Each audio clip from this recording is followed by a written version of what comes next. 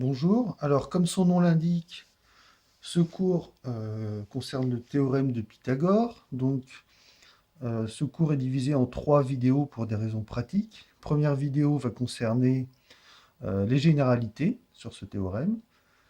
La deuxième vidéo va concerner la première application et la troisième vidéo, la seconde application. Donc concernant les généralités, le théorème de Pythagore s'inscrit toujours dans un triangle rectangle, sans exception. Voici. Donc je vais l'appeler A, B, C. Il est rectangle en H, je l'indique. Donc le théorème de Pythagore me permet de dire que si le triangle ABC est rectangle en A, alors je peux affirmer que l'hypoténuse BC au carré est égale à l'angle AB au côté AB au carré plus le côté AC au carré. Donc comment bien faire cette équation?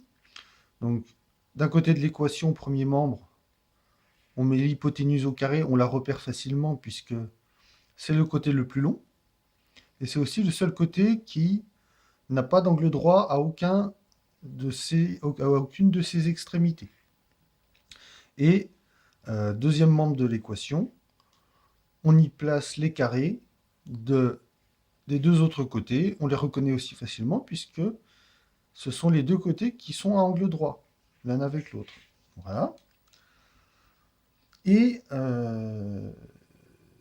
le théorème de Pythagore prévoit aussi une réciproque. Donc la réciproque consiste à dire l'inverse, c'est-à-dire que si je peux démontrer que dans un triangle, l'hypoténuse au carré est égale à la somme des carrés des deux autres côtés, alors je pourrais dire que ce triangle est rectangle. Donc c'est valable dans les deux sens.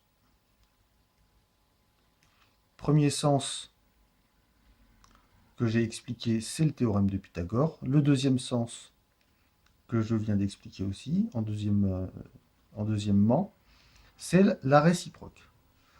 Alors attention, pour faire l'équation, si on change le nom des sommets, ça va changer l'équation. Hein. Si par exemple, j'ai un triangle, évidemment toujours rectangle, mais qui cette fois est rectangle en B, d'accord? À ce moment-là, l'équation va devenir premier membre, l'hypoténuse AC au carré est égale à BC au carré plus BA au carré.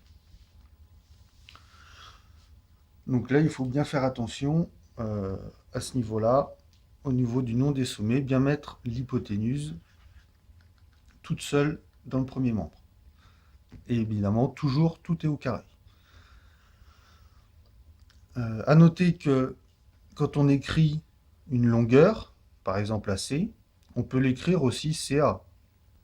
Ça n'a aucune importance. Hein. Donc là, je peux par exemple inverser tous les sommets, vu que ça concerne des longueurs, écrire CA au carré égale CB au carré plus AB au carré. C'est la même chose. Je vous dis à tout de suite pour la première application du théorème de Pythagore.